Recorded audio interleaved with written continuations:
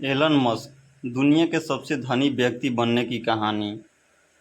दुनिया में कुछ लोग ऐसे होते हैं जो सिर्फ अपने लिए नहीं बल्कि पूरी मानवता के लिए सोचते हैं। एलन मस्क उन्हीं महान लोगों में से एक हैं।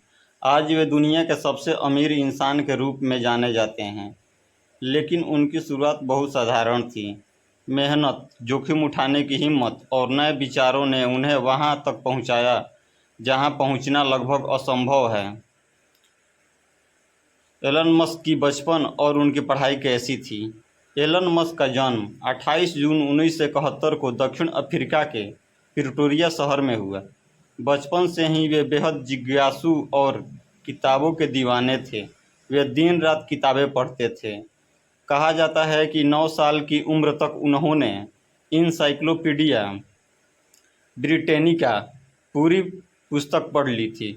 10 साल की उम्र में उन्हें कंप्यूटर मिला और 12 साल की उम्र में उन्होंने ब्लास्टर नाम का एक गेम ऐप बनाया और लगभग $500 में बेच दिया। यहीं से उनकी प्रतिभा झलकने लगी। एलन मस्क की संघर्ष और सपनों की शुरुआत कैसे हुई? युवा अवस्था में एलन मस्क ने सोचा कि उनका भविष्य सिर्फ दक्षिण अफ्रीका में रहने के लिए नहीं बना है।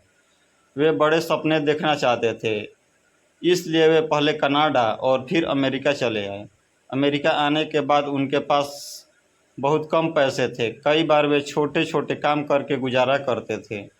उन्होंने यूनिवर्सिटी ऑफ पेंसिल्वानिया से भौतिकी और अर्थशास्त्र की पढ़ाई की।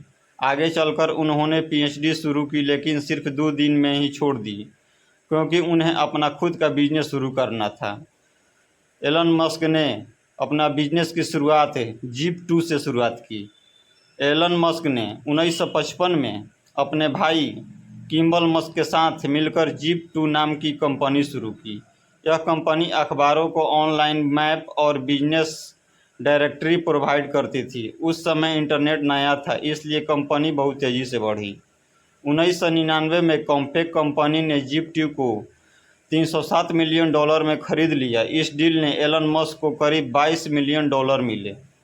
पेपल की कहानी। जीप2 बेचने के बाद एलन मस्क ने X.com नाम की एक ऑनलाइन बैंकिंग शुरू की। बाद में इसका नाम पेपल रखा गया।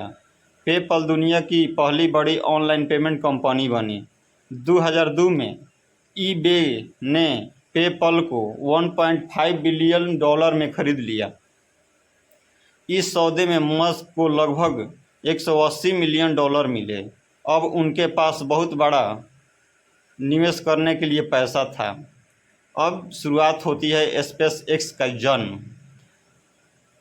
मस्क का सपना था कि इंसान सिर्फ धरती पर नहीं बल्कि मंगल ग्रह पर भी रह सके। इसी सपने के लिए उन्होंने 2002 में स्पेस एक्स शुरू की। शुरुआत में तो लोग उन्हें पागल समझते थे क्योंकि निजी कंपनी से रॉकेट बनाना नामुमकिन लगता था। शुरुआती 3 लॉन्च फेल हुए, पैसा खत्म होने लगा और लोग उनका मजाक उड़ाने लगे। लेकिन चौथी कोशिश में रॉकेट सफल रहा। बाद में नासा ने स्पेस एक्स को बड़ी डील दी और आज स्पेस एक्स दुनिया की सबसे बड़ी प्राइवेट स्पेस कंपनी है। एलन मस्क की टेस्ला मोटर्स। 2004 में एलन मस्क ने टेस्ला मोटर्स में निवेश किया। उस समय इलेक्ट्रिक कार का आइडिया लोगों को मजाक लगता था, लेकिन मस्क ने भरोसा रखा कि भविष्य में पेट्रोल डीजल खत्म होगा और इलेक्ट्रिक कारों की ज़रूरत पड़ेगी। शुरुआत में टेस्ला कई बार लगभग बंद होने की कगार पर पहुंची, लेकिन एलन मस्क ने अपनी पूरी संपत्ति दांव पर लगा दी और टेस्ला को जिंदा रखा।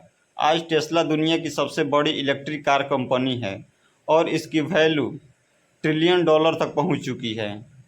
सोलर सिटी और अन्य प्रोजेक्ट। एलन मस्क का सोलर सिटी और बहुत सारे प्रोजेक्ट। मस्क ने solar city, Neuralink, the boring company और स्टारलिंक जैसे कंपनी शुरू की है। ये सभी प्रोजेक्ट भविष्य की ज़रूरतों को ध्यान में रखकर बनाया गया है। एलन मस्क ने ट्विटर को खरीद लिया। 2022 में एलन मस्क ने लगभग $44 बिलियन खर्च करके ट्विटर खरीदा और उसका नाम एक्स रख दिया।